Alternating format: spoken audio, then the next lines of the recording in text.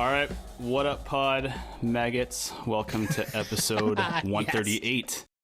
I say pod maggots because we're going to be talking about something pretty rad tonight. We're going to be talking about Slipknot, and we're here with the mighty Ryan Sinn to join us on this endeavor. So it's going to be awesome. Yeah, thanks for having me back. Hell yeah, man. We're excited to have you back because it's been a while. We had you for a brief part of episode 100, but that was almost 40 episodes ago. So we're talking almost a year. Damn. Yeah. That's a bit, wow. Yeah. Yep. A year. Jesus, I got to get off my couch. Days look the same. And the original episode was, what, a year and a half 60 ago? 60 something? Yeah, 66 maybe? Yeah, probably a year and a half ago. That's crazy. Oh, wow. Yeah, it feels like a few months. Well, here it's today. It's right now, and we're doing it again. Yeah, doing it again, and we're going to... We've done this before. We've ranked an artist's catalog, and we're gonna dive into the 7 studio albums that Slipknot has put out, including the most recent 7. So let me back up. How did we even think to invite Ryan on this episode? Like, there's a million topics we could have picked with you, but we landed on this. I think is your socials, right? You've posted about Slipknot pretty recently. Oh yeah, because they played up in Irvine not a week, 2 weeks ago. Yeah, I went up and saw them, and I've seen them a few times. That was the best that I have. Man, I was really amazed. But yeah, I had to go up there to pick up their new album, and so it's fresh in my mind. And went out record shopping last weekend and picked up the Gray Chapter, which I did not have. So yeah, it's been, I guess, in my feed a little bit recently. Nothing wrong with that. What do your punk friends think of your Slipknot fandom? Honestly, I don't think. Well, now it's a little bit different, but I have never had any Slipknot friends to say. I think it was something that a lot of people just didn't understand. They wear masks and they're angry, and it's they rap sometimes. I don't know that there's a DJ, right? Yeah. And a keg and a baseball bat. Yeah. Yeah, and it's funny. It's one of those, I guess some people call them guilty pleasures or whatnot, because which seems to be what people will call what they're unfamiliar with or don't know much about. But there's a few songs I put on, some of their slower stuff, and people, oh, who is this? And I go, Slipknot. What? Is it Slipknot? Yeah. But yeah, I have no idea if they went and ventured on their own to learn more or, but yeah, I drove up to see him by myself, and it was amazing. I didn't have to talk to anybody. I could just focus on the band and enjoy the show. As I get older, and I think we've talked about this a little bit here, going to shows alone kind of rules. Oh, that's my MO, baby. Like, unless it's like you, Tone, or Nate, I'm going solo. Yeah, you said that last week, Tone. Tone was like offended. He's like, wait a second, I was with you at that show. I'd rather go alone. Dude, now that you've mentioned it, every time I've seen Slipknot, I've gone solo, and nice. not on purpose. Just it's gone out that way. I had my fiance couldn't go, unfortunately, on the last trip, but yeah, every other time. Anybody want to go? No, I don't think I even invited anyone. Right. So you get it. Yeah, I guess it's more of like, nobody. Okay, cool. Oh, you were there? I didn't see you. I saw him with Nate. Nate, when did we see him? Like 10 years ago? Close to 10 years ago? It was a while. Yeah, I think it was 2009. Yeah, something like that. And it was a summer show, and you had to drag me. I wasn't a fan at the time, but I'm glad you did, because we would not be doing this right now otherwise. So yeah, they're fucking awesome live. So yeah, man, I've seen him several times, and for some reason I always catch him at the end of something. I think the first time I saw him, it was on Ozfest, I think. It was the end of Ozfest, the last show. And then I saw them on their last show of some crazy long tour. And a friend of mine was working on the tour and said that everybody, the whole tour, not just them, it was like a 3 or 4 band bill. He said the whole tour was wiped out. For some reason, it was an exhausting tour. And I was like, man, I'm always catching the end. I want to see the excitement. They made up for it this last time. I saw him again previously, not too long ago, with Cypress Hill. It was Cypress Hill's last show. It was the end of the tour for them. And then, yeah, just recently up in Irvine, the last Knotfest road show in the U.S. for the end of the year. But yeah, they made up for it. I think anybody that was not a fan or never heard of them walked away from that show in Irvine you have to be like, oh, I'm into this band forever now, because man, one of the best live shows I think I've ever seen. Yeah, it totally swayed me. I had listened, I knew songs. Obviously, you couldn't get away from some stuff, but at the same time, I was like, I just love live music. All right, Nate, let's go. We drove the 3 hours, and I looked at him halfway through the set, and I was like, I get it. This makes complete sense now.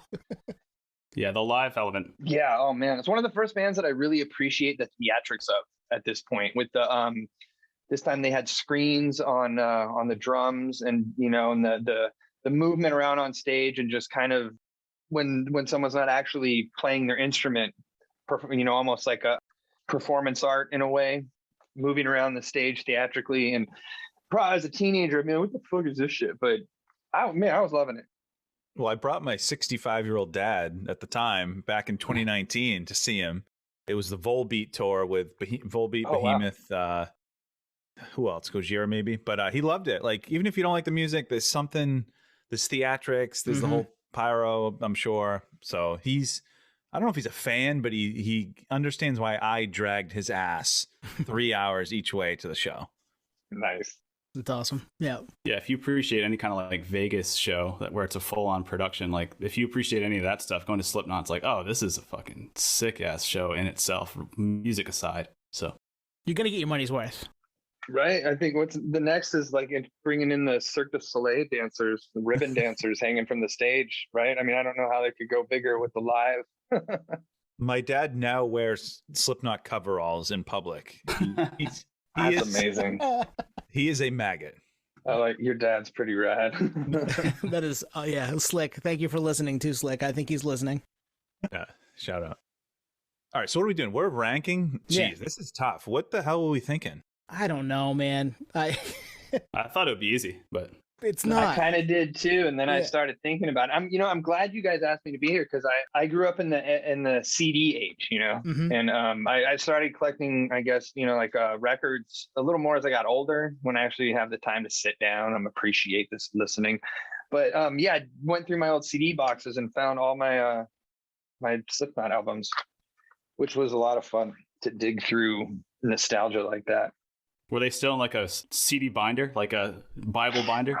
No, in the back seat? I had one of those stolen from me, like a 200, the big one, on Lollapalooza in 2003. Like that was my tour.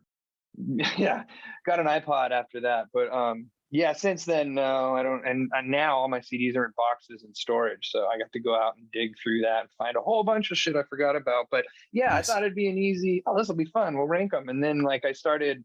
Wait, which song? Okay, that song's on this album. Mm-hmm. Oh shit! And I was looking at the back of the album, looking at the track listings, and going, "We're fucked." Yeah, yeah. I think we're recording this at late October 2022. You ask me this in 3 months, I might completely change the 7. So, right. It depends on the mood. It depends on what you're looking to reach for and what you need out of a Slipknot album. Because where there's some similarities, there's clearly some differences too. So. Man, it was tough, but I'm excited to dig into it and see what we come up with, right? Yeah. Let's, Ryan, we're going to start with you, man. All right. I'm going to go 7 being, fuck. You know what? I'm going to go with We Are Not Your Kind. Oh, wow. Yeah. And the only reason is because this is the album I'm least familiar with. And that's the only reason I would put it there, because I got to sit some more with this one. I actually forgot I had this on record here. That's a legitimate reason, because that's the reason for my 7 as well. Same. Totally. Yep. Mm-hmm. 20, want to give your 7 then? Yeah, it's the Gray Chapter. So this is the first album after Paul Gray's passing, right? Yeah. Mm-hmm. And I bought the CD. Like, this is 2014. This is the very tail end of me buying CDs. Bought it. It didn't connect with it, so I never really came back to it. I think Skeptic's good, Custer's good, but it's not a revisit album for me. And I don't know. I think if I spent more time with it, it'd be probably higher. Totally. I had it at 7 too, and for the same reasons. Listening back to it this week to get into doing this, I found myself liking songs that I didn't realize I liked. And I was like, man, is this higher? Should I put this higher? And then you try to put it higher and you can't, because there's other stuff you like better. This is just one that I haven't spent enough time with. A, and B, I can get what I want out of them in another record that maybe I like a little more. So that's why I say this one's 7. But I mean, it's not a slouch. It's got some really good songs on it. True. Yeah, it's good to make the disclaimer that it's not like a knock on the record, right? Because like Slipknot is tight, like no matter what, lineup changes, say all you want, like they're still good. They were good then, they're good now. Like similar to all of your assessments. For me, it's the end so far, really given the fact that the album just dropped. So I've only listened to the record twice, and then little sidebar on that is like what makes a good record other than the first impression, second impression is like memories associated with those songs. So it's like I don't even have any memories attached to the new record yet because it's so new, Yeah. So it's going to be a while for me to properly rank that. And like you said, Tone, maybe it'll be this time next year, and all of a sudden it's in the top 5. So yeah, there's no longevity, right? It hasn't stood the test of time. Exactly. Yeah, I think that's a good way to sum that up. I do want to, and I have that at 6, the end so far. And I wanted to throw out. Remember that story that came up? It might have been like a year ago, where Slipknot has put out or has a record like under their belt that sounds like Radiohead. Yeah. Oh yeah. Is Adderall not like the start of that record or the end of that record? Yeah. The music more so than the vocals. Yep. 100%. So I wanted to bring that up and not spend too much time on it, but like I would take that full record, a Slipknot album with that style, just to get something different. I like the chance they took. I kind of wish that song was like later in the record, but yeah, totally. Just thought that was kind of interesting. Yeah, I'm gonna loop back around to that when that one comes up in my ranking, because I feel very similar in that direction. Would you have at 6? 6, right. I have The Great Chapter. Mm-hmm. Yeah. And only because I didn't like it at first and I really wanted to. It was a special record for me. It was Jay Weinberg's first with the band. And I met Jay when he was a little kid and hung out with him and had a great time. And I was like, yeah, I don't want to say I hate kids, but I'm not a kid person. But I've always been like, oh, that kid's awesome. And, I had good memories of him. And it was like, when I heard he was playing with him, it's like, oh, yes, rad. When you're happy that something happened, something cool happens to an awesome kid. And so I picked, listened to it or whatnot. It was the reason for me that I didn't like it was so dark, dealing with the matter of, obviously with the loss of Paul and whatnot. But it was, it just put me in, man, you ever listen to like Too Much Neurosis? Mm-hmm. And you just, man, you need a break sometimes. You need some happy, you need some, you need a rainbow in the sky after that rain.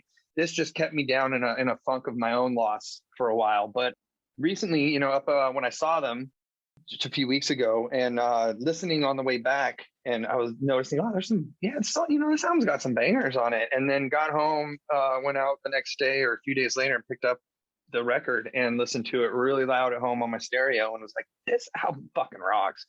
And it resonated with me on a different emotional level. So I actually got to more enjoy it instead of just reminisce of working through tragedies, and it's one that now I'm like, I think, I just posted it on the socials the other day. And it's like, it's in the rotation. Like you said, I think, you asked me to be part of this because I had posted a few Slipknot things, and one of them was the enjoyment of this record again. So nice. Like you said, ask me in a few, it might be up to number 3 or 4. We don't know, but right now it's at 6 for me. That's on our end, that's a total nerd season there. We're like, hey man, we noticed you've been talking and posting about Slipknot, and we were thinking about doing an episode. So nerd sees nerd. That's the way of the world this is, man. Hey, you know what? I just I had that moment myself. Someone that I follow that I like, I guess learn from is Raw from Suicidal. He was out with Korn. I like watching his videos. He's always, man, his energy is always so high or whatnot. But he had posted something about like a beverage. And I like comment, oh, dude, you got to get this flavor. Oh, no, man, you got to try this. And it's like, it was all through social media. I've never met the guy in person, but like I've enjoyed his content. And it's weird. Yeah, I think, we're a little bit older, so we look at it as like this, what the fuck? But I mean, that's right. That's like that's ringing your friend on the phone, hey, what's up, man? Hey, we're going to 3-way call fucking Stephanie. Don't let her know I'm on the line, Yeah. That's all me. So that's the way I look at it anyway. It makes me okay with it. Otherwise, my anxiety would be through the roof and I'd be living in a cabin. Going nowhere. Well, just make sure you have internet because we might want to talk to you every now and then. Yeah. Through 6 VPNs. Fair enough. They'll never find you. All right, I gave my 6. Ryan gave it 6. What'd you guys have? Twan. I had The End So Far. I think it's just it's so new. I think it's a good record. I thought of a term for that album. It's stadium Slipknot, like more than they've ever been. Like if you listen to the layered vocals on like Medicine for the Dead, and the Dying Song, it's like, there's a little like 80s hair metal in the layered chorey vocals. And I liked it. It's just different. But I think just due to the newness and I don't know. I also don't like how there have been comments made by the band members that allude to the fact that it was rushed or totally. Yeah. So it's like, well, is this an incomplete record? So now I'm listening through it with like through that lens or through those ears, and it's just a little different. But I don't know. Give it time. It could crack top 5. I'll tell you from the perspective of a band in the studio and working towards getting it done. They're all rushed. I know, and that's why we have you, right? Like, because we don't know. We have no fucking clue. We're just like, well, I can only imagine with 9 people in the band, and then you have your producer, engineer, you have the assistants, you have your techs. Good God, that's running a carnival. Yeah, that's a circus right there. I mean, I'm in a band. We got 4, and we have our own troubles sometimes organizing and get together. Hell, fucking they're the hard H2O. Hard to organize, man. Bands it's hard. It is. And I could imagine with that many people, there has to be a time where you're ready to it's never going to be finished, but you got to say, okay, it's done enough. Right. You know what I mean? It's done for the rest of the world. It'll never be finished in my head, but it's done. And with 9 people, I don't think you would ever have everybody sign off that, I'm happy and content now. That's going to be so hard. You're right. I mean, it's hard enough with 3, 4, 5 people. Then you toss in the fact that you've got 9, and then you've got people around them too. Oh, you got the tortilla man in there too. Don't forget him. Tortilla man. Man, I'm waiting for the next one. I want the next secret, not replacement, but like the next edition of like a secret character that just, dude, he could just wear the people equal shit mask and just be the maggot. Nobody knows who he is, and he just, I don't know what he does. He runs around on stage, backup vocals. I don't know, but that would just, maybe it's a little cornball, a little too comic booky, but I would be that person for them though if they were looking, if they were in town. Yeah, I think that's probably what spawned it, is my own little, hey, that'd be fun. grab a fan in each town, be part of the 9 for the day, and there you go, man. Merchandising, man, always thinking. You know who did that is Korn did that on one of their tour cycles. They had like 3 random people on stage just kind of doing weird shit. That does not surprise me. I went to that tour. Did you? Yeah. What was that? See you on the other side? Oh man, I don't know. That was actually Acquaintance was one of the Under the Masks. Oh, wow. So Nice. went and saw them. It was actually kind of fun, but it was at the venue. They just tore it down. 4th and B is an old venue here in San Diego. So for my 6th, I actually had the Great Chapter there as well. Never really hit with me then. Kind of revisited it, this record today and yesterday, and still kind of in a similar place where I felt, how I felt about it then. A big thing that you mentioned, Ryan, that actually is a reason why I used to like shelve the record, is the fact that Paul wasn't on it and he passed away, so that was a bummer. And also Joey Jordison, who was like literally like my favorite drummer of all time for the longest time. So like Jay coming in, as much as I was like stoked for him, I was like, man, like we're down 2 members. Like, you can't help but feel like, is this band starting to fall apart, for lack of better words? Lyrical content aside, it just seemed like, okay, this is like Kiss removed 2 members. Like, what is it now? But Slipknot's such a big, team that it really is somewhat original for the most part, if you consider that they've been around since like 98. So 94? Yeah, or way earlier than 94, 95. Yeah, I know they had to have done some touring, and there's old videos of them. What was the name of that album? It was 4 words. Mate, Feed, Kill, Repeat. Thank you. Yeah, thank you. Yeah, so I mean, they had to pay their, as they say, paid their dues at that time. But yeah, I mean, like you said, different members going, what's going to happen? They have definitely kept a sense of originality through all of it. Mm-hmm. Totally. All right, 5. What do you get for 5? 5. I'm gonna go Iowa. Ooh, controversial. We got our first hot take here. Dude, it's It's the strongest opening to an album, a sophomore album of all fucking time. I mean, it's the second album, and the first words, "Here we go again, motherfucker." Yep. So I love that. However, so I got the first Slipknot album. I mentioned that earlier. I'll go into it more when it comes up. But the copy that I got, the first Slipknot introduction, I had no clue what they'd look like, and I didn't know what they looked like for a very long time. When Iowa came out was kind of my introduction to a bigger picture of the band. And it was to me, felt more hectic in the production, if that makes sense. It was a little more chaotic in my mind to listen to at the time that I listened to it. It didn't grab me in the same way. It was just a little more like, whoa, too much. What year was that? 01. Yeah, 01. Thank you. I don't have to go get my readers. 8/28/01. Damn. So yeah, maybe let's see, 01. What was I doing? Yeah, maybe it's a little too hectic for me at the time. Now it's one of my favorite. People Equal Shit is my jam. That is my driving through traffic song. I'm gonna save my thoughts on that one till I get to that one. We're not far from it for me, so I can give a thought or two. But yeah, it's one that early on for me, I was like, before I really get into the band, I was like, man, that's too heavy for me. And then I started listening to them and understanding a little more and being more receptive to all types of music. And I was like, holy shit, this is so good. Oh shit! I forgot. Speaking of not really having many Slipknot friends, Tony, my bandmate Tony, has friends in Iowa. So when this came out, People Equal Shit was a big banger, and it was. It wasn't. It was for him. I think it was a nostalgic and funny. Like his friends are from Iowa, and get crazy and mosh. We used to have mosh pits in the van. Nice. Before we had buses in the van, we were wild kids, and that was my Slipknot shared experience was with Tony.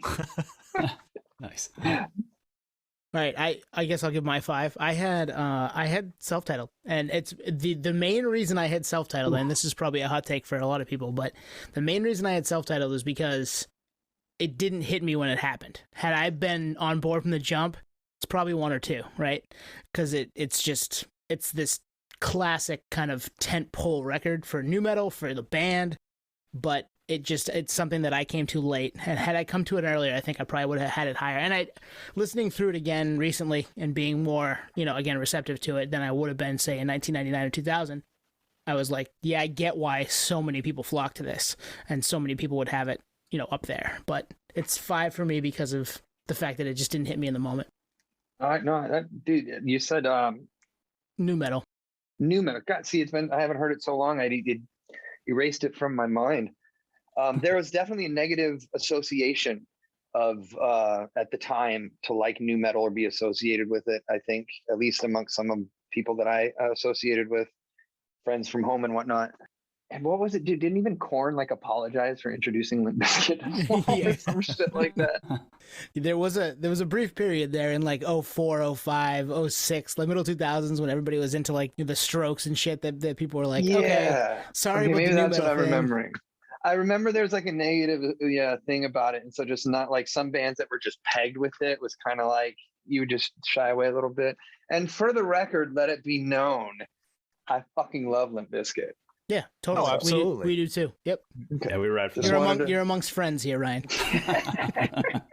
So Ryan, I'm not a fanboy, but I love them growing up, and I still appreciate it. I have a Limp Bizkit gold record. No shit. Yeah, I mean, who else has one of those that didn't get it issued to them? There's no other weirdos out there other than me.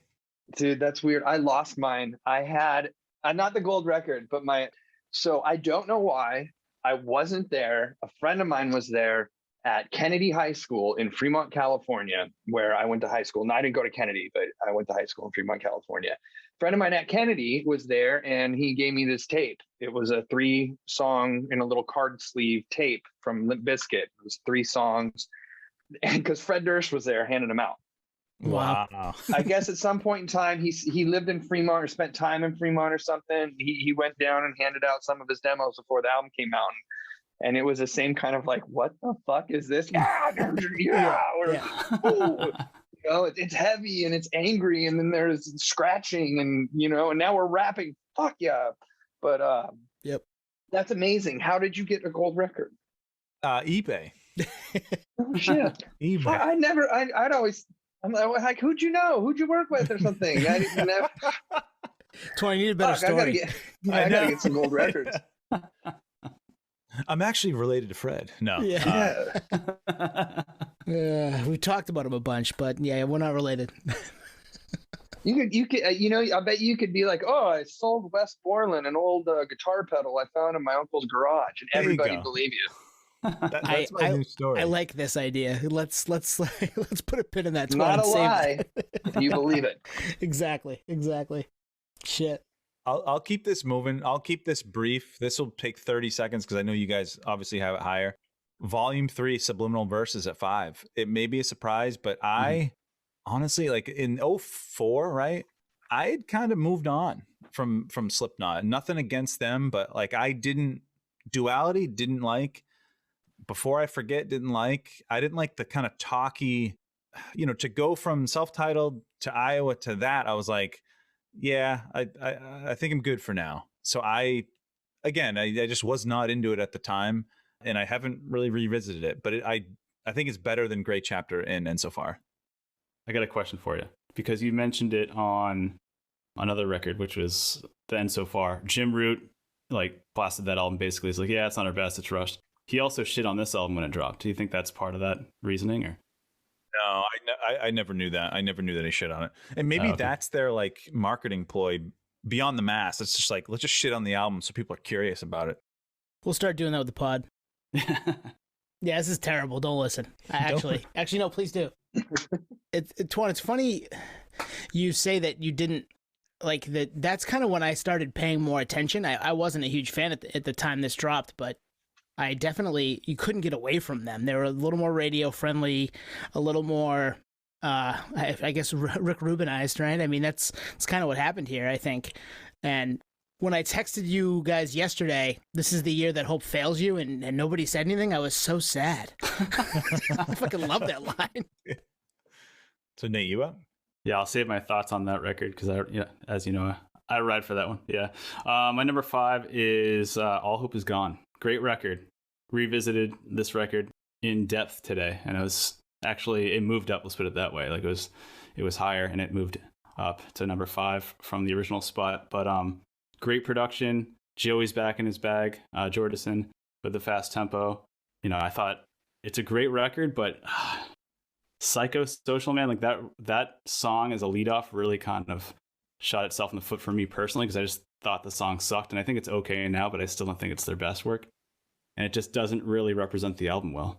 But if you get past that, it's almost like a single that's been overplayed. Call it Green Day, American Idiot. You're like, all right, this record's rad, but I heard that song a trillion times, and unfortunately kind of stained the album for me. But I think this is a solid output from the band, and I think it's them telling the world, like, no, we're not going anywhere, because I think Subliminal was what everyone thought was their last record, so they came back swinging with this record. But it's number 5 just because other ones were higher up. I'm gonna make a plug, Nate. If you don't like Psychosocial, go on YouTube after this episode, type in Psychosocial Justin Bieber Baby mashup. It is the fucking best song on the planet. It's amazing. So pause this episode, go check it out, then come back, and you'll be smiling the rest of the episode. Does it belong on a covers episode? Or... it's a cool mashup. Yeah, mashup. And those were hot on YouTube like 10 years ago. Whoever did it, put this together, did a great job with it. Well, now they're hot on TikTok, and this song gets used a lot, actually. The vocals, anyway. Who hasn't given a 5? I gave a 5.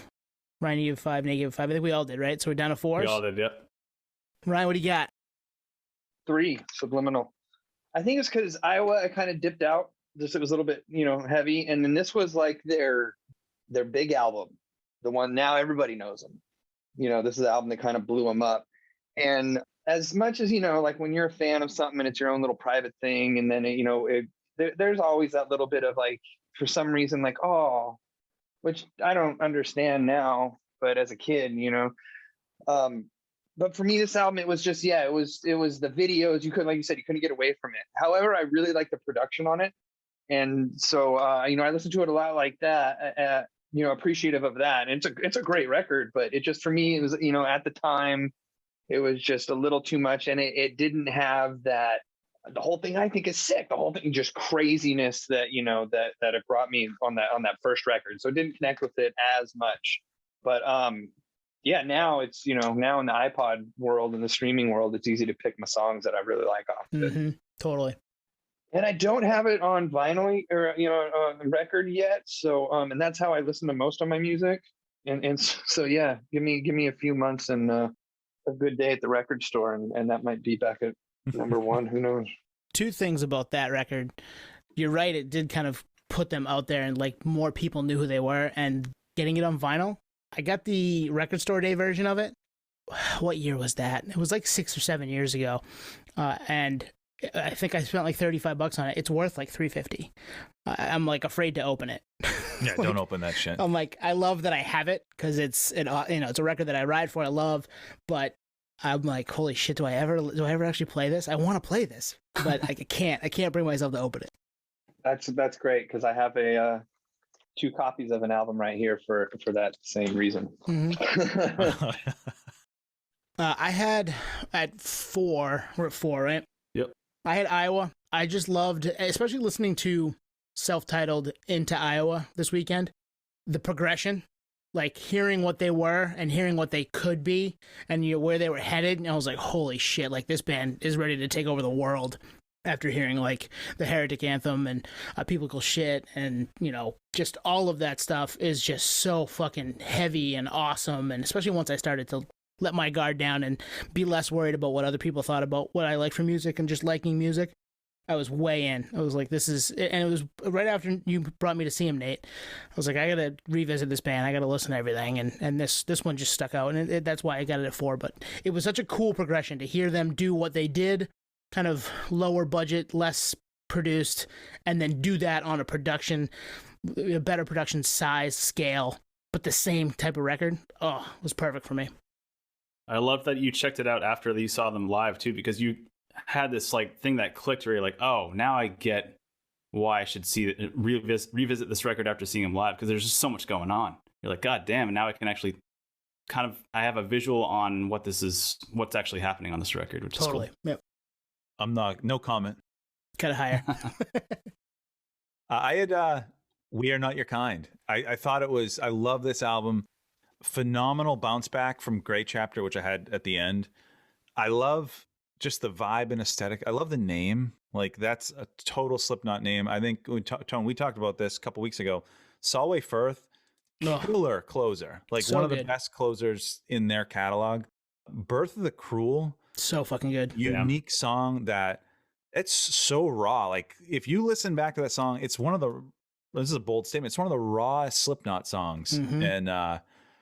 And I saw them tour off this, which helps. So I'm going to go 4 with We Are Not Your Kind. And actually, I bought a koozie at that show. So I love showing up to like barbecues with Slipknot We Are Not Your Kind koozie. People think I'm a fucking weirdo. No, I not at our barbecue. Not the Podioslave barbecue. Yeah, I will wear my People Equal Shit face mask beanie in public. I have no qualms with that if it's cold out. Well, Ryan, we're going to need you to take a selfie with that on so we can use it for the episode card. Absolutely. That'd be so good.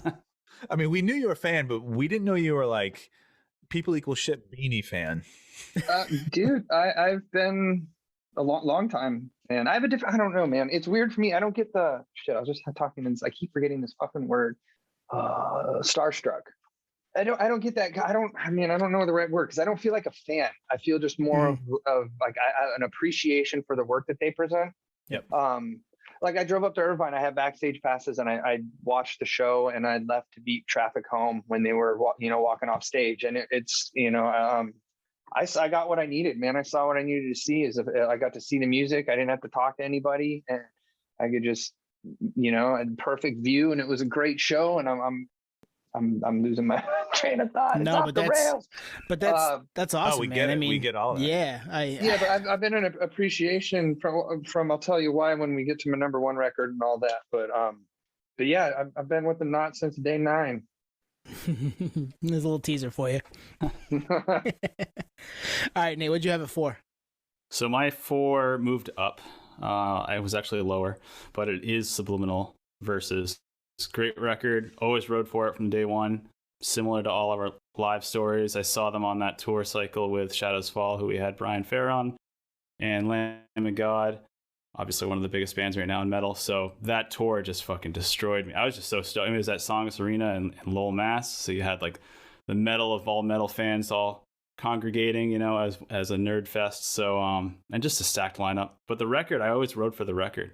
And I forgot who said this earlier, but was it you, Tone? I think I thought when I listened to this record, this is their stadium record. Like just the way the song progressions and the breakdowns and this, in a lot of ways, simplicity. A lot of the songs, I'm like, this is like their Metallica Black Album. You know, digestible. Still technical, but you know, you can play this on the radio, but you can also rock a fucking stadium or European festival. Love everything about it, even the singles. I really like the music videos. Before I forget, it's like the first time you see them kind of like Kiss without their makeup. You don't see their faces, but you see them jamming in like a practice space. I thought that was really cool. And I don't even know beyond all those kind of simple bullet points why it stands out for me, but I think I was definitely in the band 10 out of 10 at that point. You know, I think we all loved them in high school, but I was riding for them. I was at the record store at midnight to grab this record. So wow, nice, rad. God, I miss those days. Right? I love doing that on Spotify till midnight. Well, it was Tuesday too, Monday night. It wasn't even going on. It wasn't even going on a Thursday into a Friday. It's going on a Monday night into a Tuesday. We're old, guys. We're old. Another thing too. This is the first Slipknot record after Corey took a hiatus and reverted back to Stone Sour, his first band. So there's some more singing on this record, and I think that was a proponent of Stone Sour's major release with Bother and whatnot. Interesting. Yeah. I'm not really that familiar with Stone Sour. Didn't know that. Timing wise, that would make sense, I guess, for that. I think there are pieces of, because I've listened to both bands, pieces of Stone Sour make their way into Slipknot at times. Jim was in that band as well for a bit, wasn't he? Yep. Okay. Yeah, that would make, I guess, if you have two members, there's going to be some ideas that are going to. Yeah, it's cross-pollinated, and it's like, it's the same vocalist, and you're going to have things that sound similar. It's just going to happen. I like Stone Sour too. Nate and I, that's when we met Corey at the Stone Sour show in Portland, Maine about 9 years ago. So. Yep. Backstage. I gotta dig that photo up. I'll put that photo up. It's a cool photo. All right, threes. Ryan, what do you got?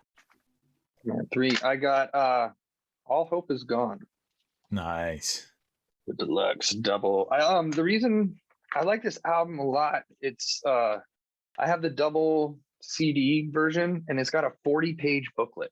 And the band being so, I don't know how to, over the top. I mean, 9 members in the band, their music is just, it's all over the place. There's elements of everything cut in there at some point. And then to have this 40-page booklet with all of this artwork, and it felt to me like the most thought out and presented album from beginning to end. The way the songs flow into each other, the pacing of it, the videos, when they were released, almost kind of fit the pacing of the album, as well as I'm a fan of Sean's photography and his artwork that he's shared outside of the band, and you can kind of see, this is for me the first time I could see that really coming through in this booklet here. And there's also, I think it was this album, there was talk amongst the band of not everybody being as involved as they could have been. Something about, they put out like, we got the studio, we're going to be here. If you want to be on the record, this is where we're at, and we're recording, be here these days. And I think it was just when I watched a documentary about it, and it was crazy because the documentary about the band didn't show any of their faces. And It was the first time I figured out that DJ Starscream was, it was, holy shit, because there's one quick scene where his hand pops out the door. And I also have a Transformers tattoo, Decepticon tattoo, and I saw it, okay. But mainly for me at the time, I remember driving a Mini Cooper and listening to this album fucking nonstop driving. I don't know where I was going. That's a visual right there, Ryan. I'm not gonna lie. Yeah, I blew the speakers in it too. So fuck yeah. Imagine, Mini Cooper, me in a Mini Cooper. This one had long black hair, no beard too. So yeah, probably a sight to be seen. Not for the best, but yeah, it just felt like a full almost like a concept album. It just felt so well put together that it was, and I'm not skipping around on songs. It was just every moment, I took it all in and appreciated it all. It was more of a moment than just an album. Tone, did you have this one at 3? No, I have this higher. I'll jump in real quick. Yeah, jump in. Keep this moving. Yeah. I love this album. Fucking love it. I have it at 3, obviously. Gematria, is that how you say it? Gematria? One of my favorite Slipknot songs. It has my second favorite Slipknot breakdown at the end when it's like, we'll burn your cities down. And when that groovy, sludgy breakdown comes in, I'm like, this is what I fucking signed up for. I love that album. This Cold Black, big time underrated Slipknot song. And the drums at the beginning of Wherein Lies Continue. Killer. It's just like, love it, love it, love it. Top 3. So number 3 for me.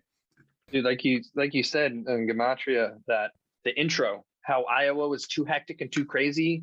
This is the one that made all that craziness make sense to me. Was that build up, the sections, how they play a part, breakdown of the part before it, second, third part, 2 times longer, and they build into that song. Another reason, because it kind of opened up the door for me to some of that other stuff that was a little too undigestible. All of a sudden, my palate had expanded. Tone, you're looking like you want to jump in so bad. I can't. I got it higher. I got a lot to say about it because I got it higher. You guys are saying a lot of the things that I'm going to say too. So I fucking love this record. All right, Nate, what do you have at 3? So 3 might be controversial, but maybe not, given all of our takes so far. But I had the first record, the debut. I had it at 5, so you can't you're not as controversial as me. Mid-sentence, I'm like, wait a second. Yeah, I think I loved the record from the get-go, but you got to think, 99, we were young bucks. It was still so brutal at the time that I think I liked it, but I didn't love it. And re-listening, doing the exercise for this episode on the why and the when and how, it still slaps. It's still as brutal as ever. It brings back some really crazy memories because it was just so freaking long ago. We're not musicians, Ryan, obviously, right? So for us, it's like, it's hard to digest something when you're just a fan. And at this stature, it's extremely complicated. And you try to revisit, you try to digest it, you try to understand it, and you like it just for the complexity. It's like playing chess. I like it just because it's all over. It's something I'll never be able to do personally. This is like an Olympian on a record. So it's number 3. I had it higher at one point, but just based on their output altogether, it's sitting at 3 today. And I think Tony mentioned that earlier. Like this, I could have a shitty fucking day, and this would be number 1 all day. Yeah, I could see this one going higher for sure. And I just didn't spend enough time with it in the moment. Had I been listening to this like you since '99 and been more into it from there, it's probably 1 or 2. But I hear you. All right, my 3 was Volume 3. Subliminal Verses. This is, we've talked about it a ton. You all had it already. It, for me, is the first time I feel like the drums aren't the feature. The guitars, they kind of move more towards the guitars. And I like that, obviously. I am a big fan of guitars. I love drums too. I like that tone. I just had never, listening to them in succession, the first 2 records, the drums are very, everything is, but they're front and center. And they're a little, not pulled back on this record, but the guitars are more front and center, and it makes it different. It gave the whole record a different feel, and they're just songs that, when I was getting into the band that hit me, Pulse the Maggots and Before I Forget. Yeah, they're a little radio, and they fit a little more in the mainstream than some of the other Slipknot stuff does, but that's why I had it at 3, because it was around when I got into them, so that's why I have it higher. All right, 2. The end so far. Oh, nice. Wow, nice. I'm going the new one. I like it. And the reason being for me is it kind of goes with the title, The End So Far, which I got this one. This isn't open. This was like the first pressing that you get on their website.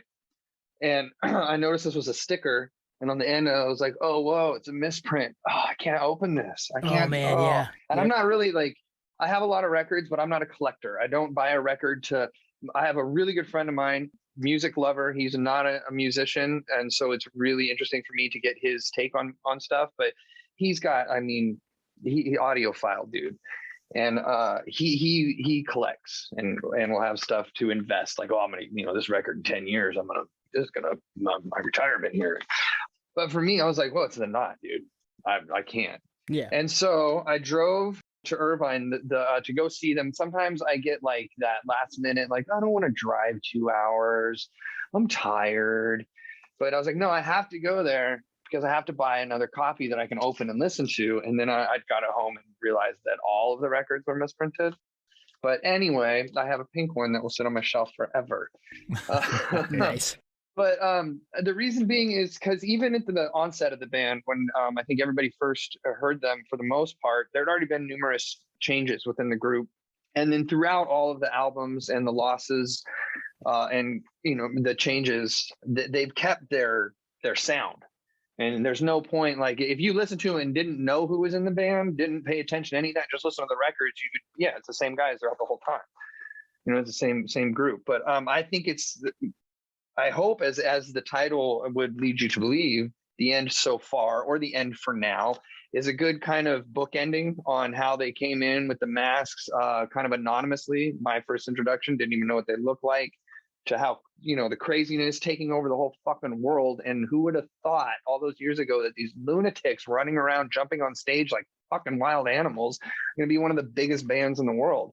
And to see them, I didn't listen to the record. I pre-ordered it.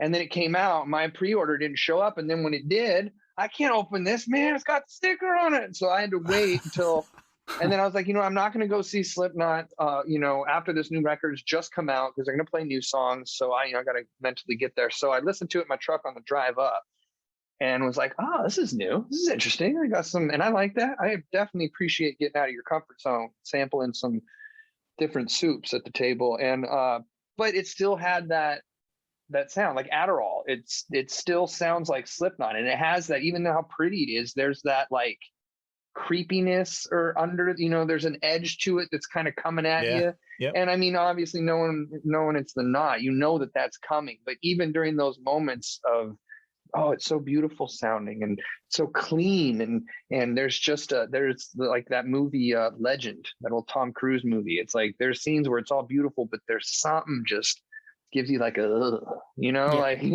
if you were alone in the most beautiful forest, you're still kind of, I think I'm alone and I don't want to be. Right. Who's watching me, right? Yeah.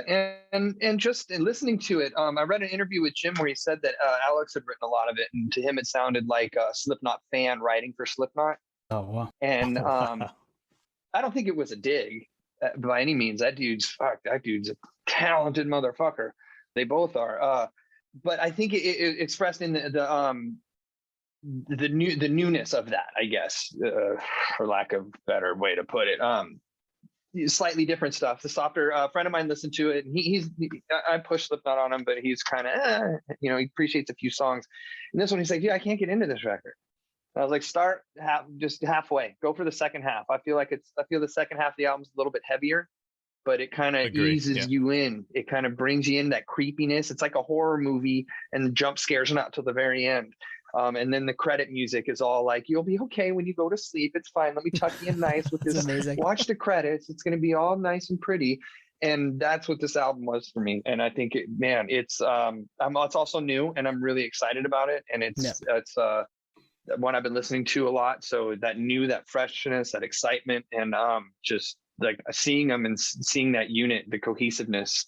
And I've seen them numerous times, but that was by far the best. It was like, that dude, everybody's on 10. This is amazing. And that's kind of somewhat captured for me when I listen to it. So there's that excitement still. How many of the new songs did they play when you saw them? I know they played 2 of them. Yeah. But yeah, they probably didn't play a ton, right? I mean, you gotta play old stuff too, but I'm just thinking, like, I know when I go to see a band live, that's when the stuff that I heard, I want to go find on record and then listen to it. So if you got to see it, they were on 10, they were awesome, those songs will resonate with you more. For me, that's how it would work. So driving up there in my Toyota Tacoma with its high quality sound system in that bucket, driving up that, God, I gotta look at the name of the song. I know songs by the first lyric song. Is it the Dying song? Yeah, sure. Why not? That's the big one, right? That's the single. Yeah, put dying your song. hands into Yes, the do yeah. the one. Okay, I don't want to try and sing it. Neither did I, but Didn't like it. Listening, like driving up there, listening to it, like I said, in my amazing sound system, which you can definitely hear all the clarity of every instrument. I was like, well, I don't get it. What does that mean? Huh? And then when they played it live, it was almost like it was a different song. I recognized that vocal part and the intro to it, but then it was like I could hear other things were happening, and it was great. And then put the record on, and I was like, dude, I'm starting to have that digital versus analog argument in my head, because there's little elements and things I didn't hear in that song before, and man, fucking great song.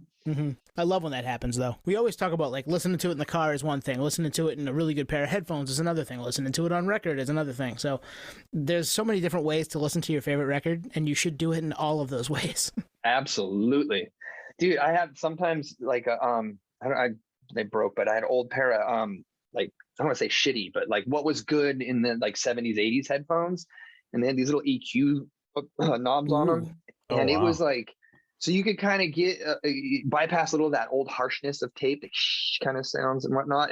But it was, man, listen to some of those old records on that, was like it was fun as in its own. It sounds like shit, but goddamn, the nostalgia is so worth it. And like getting the big record books out and all that shit. That, like I said, go listen to it in every format if it's one of your favorites, because you'll find new shit every time. Yep.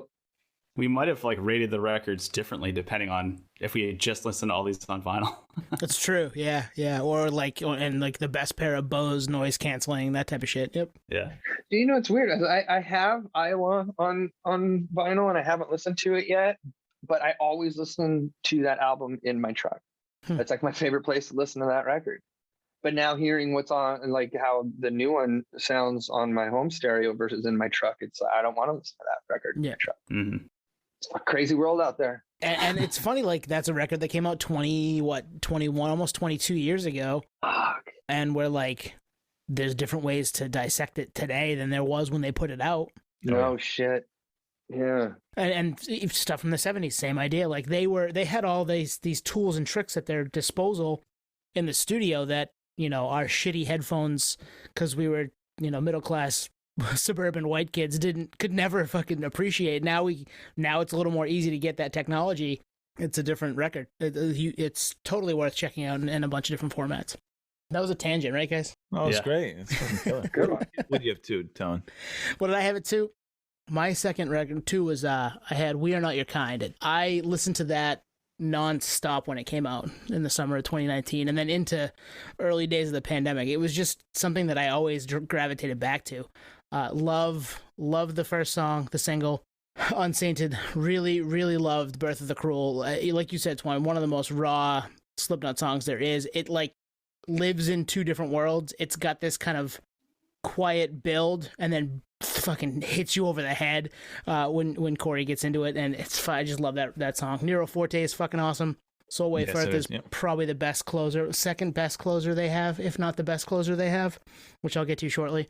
And it's just I spent a lot of time with it, so it's probably the first Slipknot record that in the moment I was super excited for and wanted to just dive headfirst into, and did. So that's why it's number 2 for me. Great record. It's one of those that, and actually, Ryan, you kind of talked about this with All Hope Is Gone. Like the whole presentation and aesthetic just elevates the whole experience, and you can't fake that. Like I think there was a lot of care put into it, and that's, I don't know. We Are Not Your Kind. I mean, how are you not going to like that? No, yeah, it's a phenomenal album title. All right. Am I jumping in here? All right.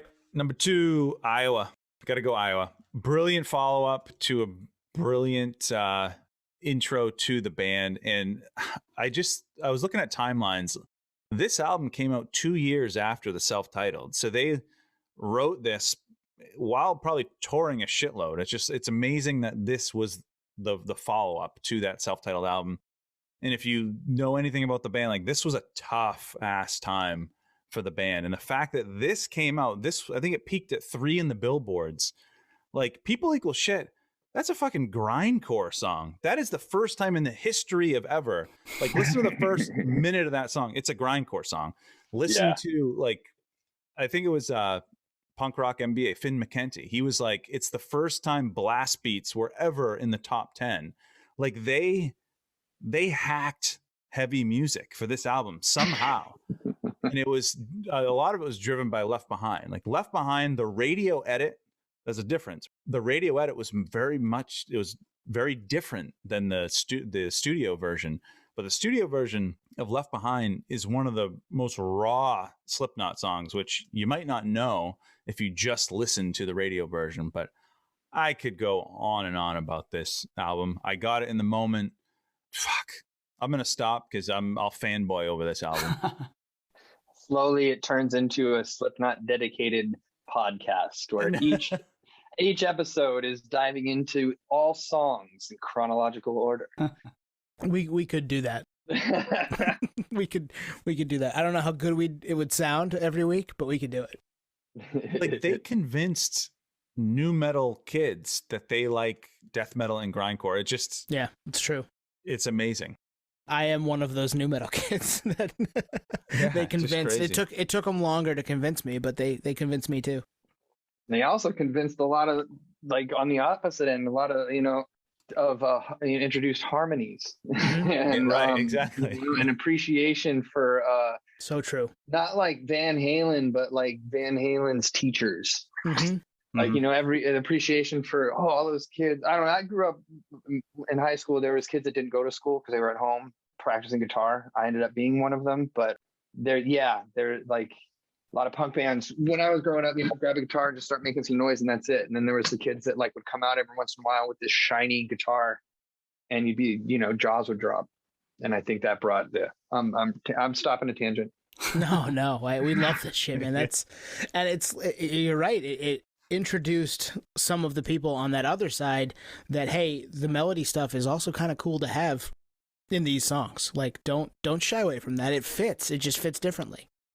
That's, in my experience, people that are always like, who's this? What are you listening to? It's the pretty stuff. If it's, the people equal shit's happening and it's like, oh, what is this? No, of course it is. To the uninitiated, but right. Yeah, true. Well, because you had Corey and Jim coming from Stone Sour. Then you had Mick and Joey and I think at least someone else coming from death metal bands. So like this is what you get when you put those in a blender, and it just worked. Yep. It's crazy that it worked. It shouldn't have. No. But it absolutely worked. I know. On top of all that, they convinced an industry to back them out of nowhere. Right?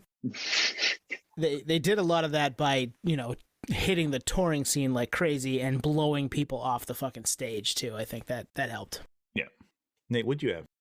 Yeah, man. So number 2, I had We Are Not Your Kind. And funny enough, you guys got me into this record because I was kind of in Twan's headspace with Subliminal Verses, where I had kind of not written the band off, but I was like, was so burned on the Great Chapter. And so for this record, I was like, I'll get around to it, at some point. And I finally gave it the time of day, and clearly I like it. It's number 2, I also see this as like a rebirth of the band, Jay really came into his own on this record.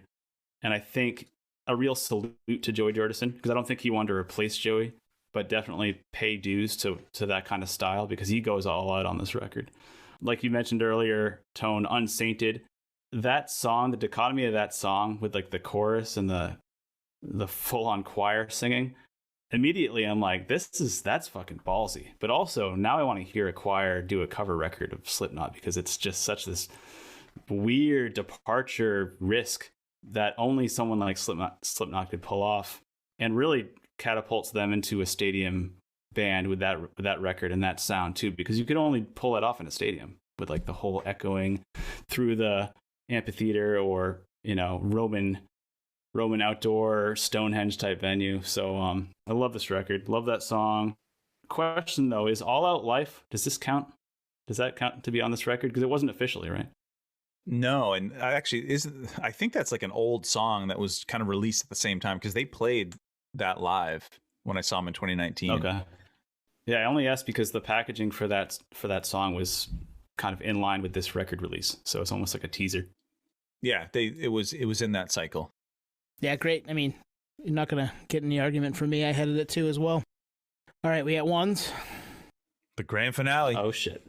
So Twan, what do you got? I'm gonna go with one that started it all, self-titled.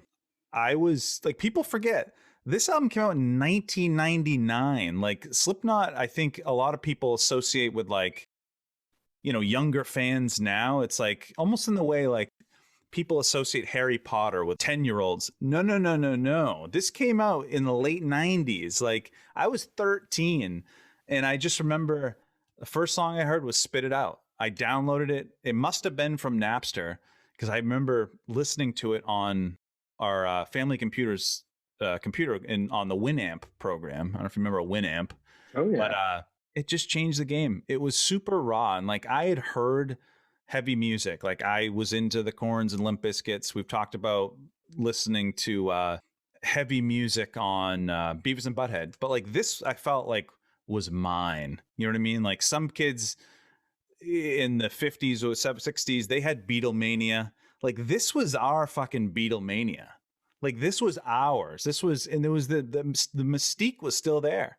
And man, when the drums kick in with Sick, you're like, it's on. And I listening to that album leading up to this episode, I'm like, the blood is still flowing from that. Mm-hmm. And the last thing I'll say, actually two things. Corey's performance is the most raw vocals I think ever, one. And then two, the best breakdown in the Slipknot catalog is Eyeless. Best one. It has that groovy classic Slipknot that just, man, I'm in. I'm still in 23 years later. But yeah, they took the fucking world by storm, and it was a level up from anything heavy that I had heard, and it just felt like a secret club that I was in. And realistically, it was probably 2000 is when I got maybe late 99. I remember that computer. I think that where you had your computer at your house growing up. Yeah. And I can just imagine you like you shut the door, but you're like listening to Spit It Out, and you're very like, secretly. What is very happening? secretly. What is happening over there? Says you never gave a damn in the first place. Maybe it's time you had a table's turn. It's so good.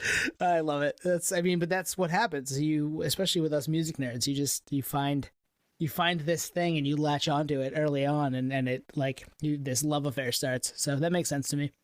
Yeah, and then other people find out about it, and then you're like, damn it, why are you cheating on me with all these other people? And your little love affair is over, and then you call them sellouts and you get mad, and then they get famous all over the world and everybody knows them and loves them, and then you're like, yeah, I remember them when they first started, man. Try and suck off some of that cool. Having a love affair in front of a crowd, a stadium crowd. How could you? That's so true. It's so true, Ryan. That's so fucking true. All right, I'll give you my two real quick because I know I will save Ryan for last.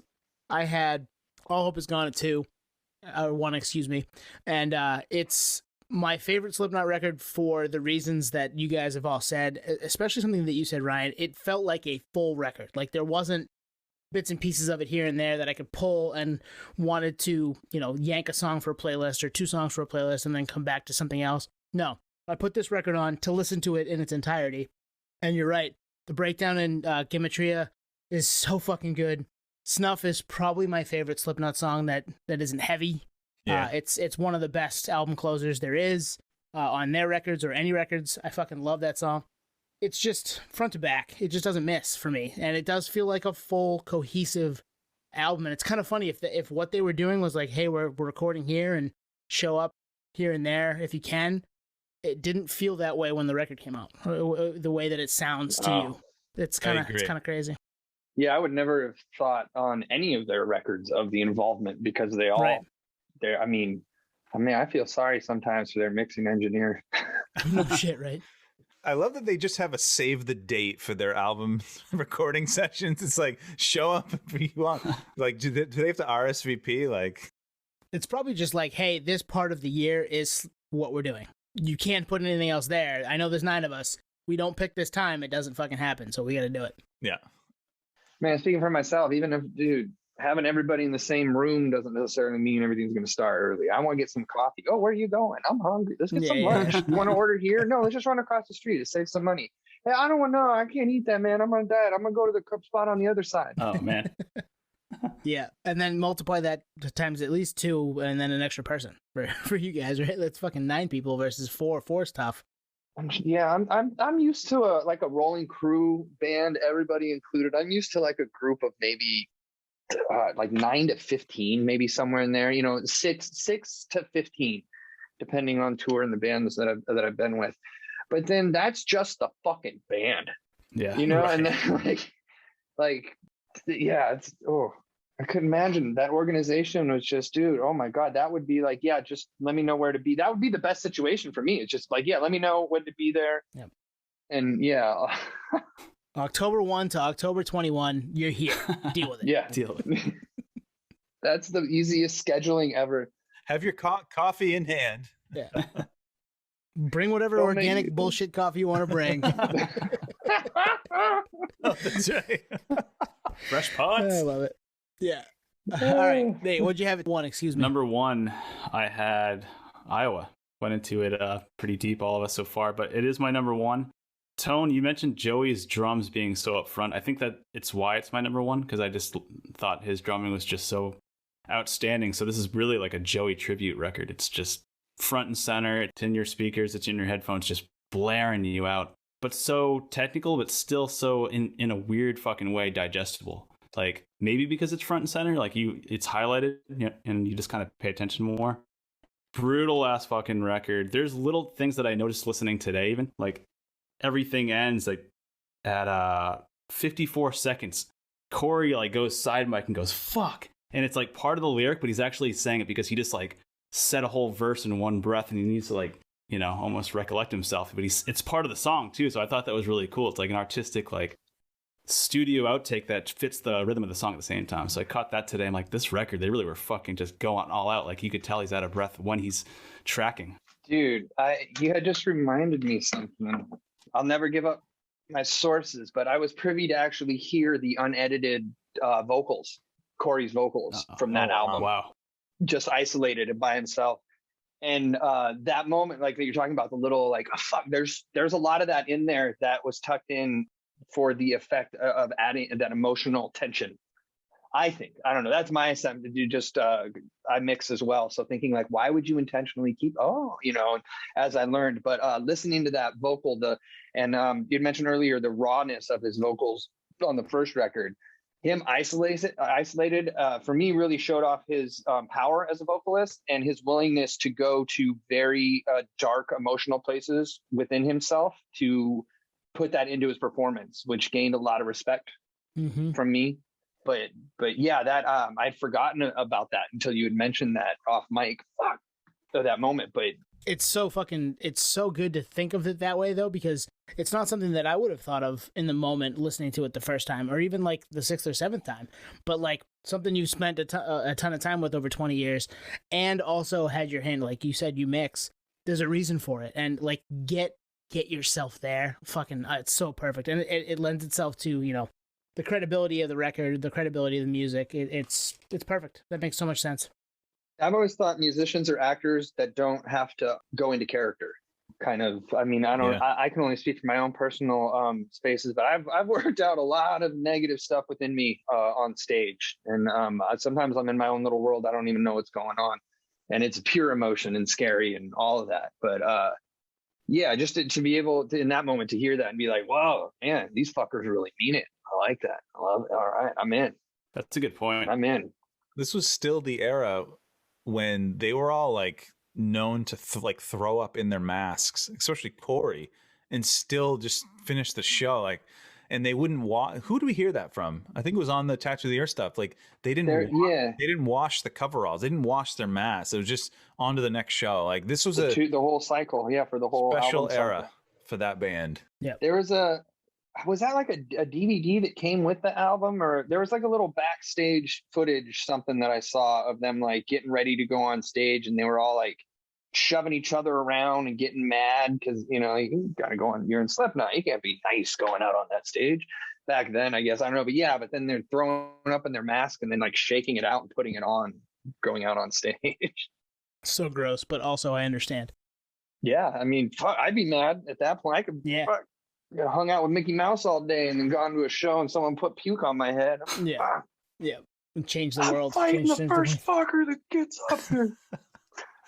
Take us home, Ryan. I want to hear. There's a lot of hype. All right. He's been batting. Okay. He's been batting leadoff all night. He's batting cleanup right now. Let's go. There we go. Okay, so the year was no. I used to rehearse. My band at the time rehearsed at this place in Oakland, and demos would get slid under the doors of the rehearsal studios and things like that. And this showed up one day, and I took it after practice and put it in my car and was like, "What the fuck?" And loved it right from the fucking get-go. And I say, that's why I say I've been there since day one. I know there was an album before this, but this is the promo. It says release date June 29th, 1999. Advanced CD for promotional use only. Note, not all mixes are final. And if you notice, there are no pictures. You guys can see this. I don't remember. You guys, this is just audio, huh? Just audio. Yeah. Ryan's holding up an advanced copy of the album. Yeah, there's no front, just a little card on the back of it, just a CD and a card, and there's no photos of the band. And that was my first introduction. Put it in and was like, fuck yeah. And then the other memory I have of this is picking up a friend of mine. We're driving to go skate up at the Ohlone Mission in Fremont, California. And he said it was it's like when you drink too much fucking Slurpee, but like the audio version. And that always stuck with me because that is definitely a good description of the first listen of this album. It's my number one because there wasn't any gimmick. I remember when they got big, people, masks, what with the mask? And it was some kind of write-off that like listening to them, you couldn't listen to them because the way they looked or something. And I thought that was weird. And I remember they wanted focus on the music and not on them as individuals. I didn't know any of that. For a long time, I did not know that they were a masked band, or the masked band, because I don't even think that wasn't a term before them. Mushroom Head. I don't want to go there. I got a whole story about that. But anyway, yeah, to me, they were just a band. I had assumed it was somewhat local, maybe, there was some larger bands at that rehearsal spot. And so, but yeah, I had no clue who they were. And right off the bat, holy fucking shit. That beginning, like you said, the drums with the and how it builds into that first scream and that rawness. And it's just, here we go. And that first listen, that holy shit still sticks with me every time I put it on. This is like when I want to go, that dude, put this album on, I'm going. Yeah, it's I'm going to close this out by reading this because it's actually really interesting. Because for how long was who's in the band? Nobody knew, right? It was a mystery. Who's in Slipknot? And then they tease it out. First thing it says on this, Slipknot, Corey, vocals, Mick, guitar, Sid, turntables, Sean, custom percussion, Paul, bass, Joe on drums, Chris, custom percussion, James, guitars, and Craig on samples and media. I never forgot about that. I'm like, yeah, who are these guys? What are their names? Right. But yeah, I was looking at that. Like I said, I dug this out today out of my storage, all my CDs, and was reading this and going like, what the fuck? But it actually has a whole thing here about the band, like their little promo, which is seeing where they are now. It's kind of awesome. I read it earlier and was like, dude, that's rad. So here we are. I love that they didn't lean into the masks at all. Like they could have pimped that promo with masks and all that stuff, but they didn't. Well, it's the same color scheme. And I think that I think this is just missing. There's probably, when this was released, they were probably waiting to finalize artwork, which would be my guess. But yeah, I remember the first time I seen them, and it was like, it makes sense. The music is absolutely fucking crazy. So why wouldn't it be made by absolutely crazy looking motherfuckers? Mm-hmm. Right. But yeah, I liked it. The first time I saw them in masks was a video, and they were wearing the I want to say white jumpsuits, like an off-white coveralls, and we had the little colored dreads sticking out, and that was like, what the? These are the guys. Holy shit! Okay, so June 29th, 1999. It actually says Iowa. ... Help you place the.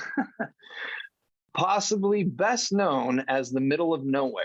Since the dawn of rock and roll, Iowa has yet to be put on the musical map. Name a significant musical entity from the state. You can't.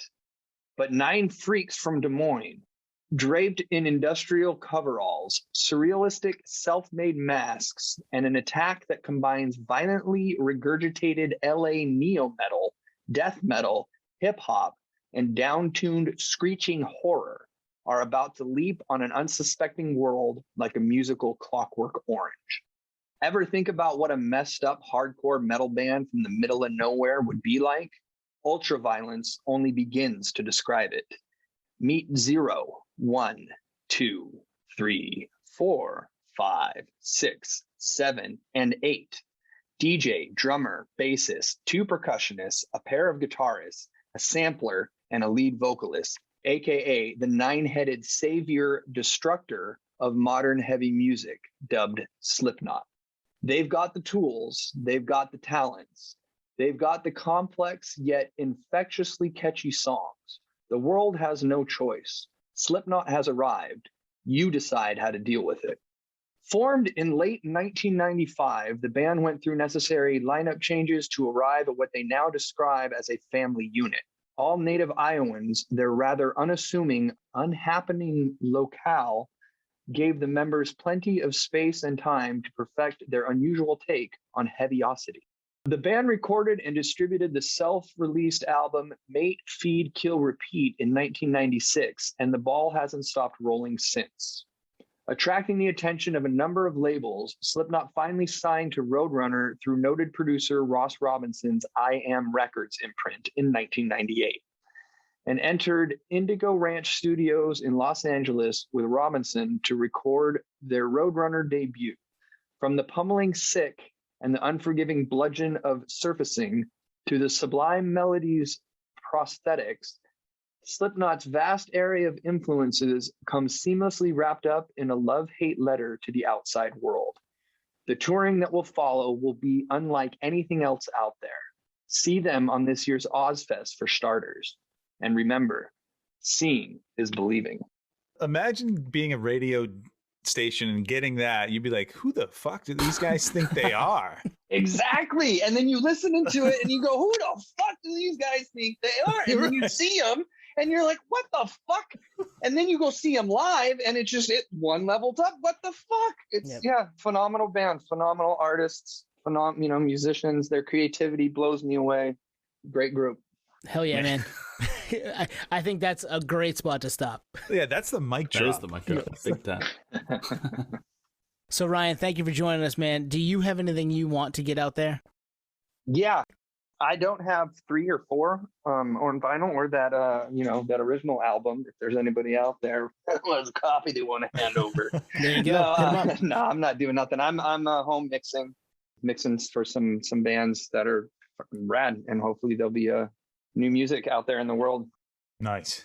Hell yeah, dude. Soon. Yeah, anything you're part of, we'll keep our eyes open for.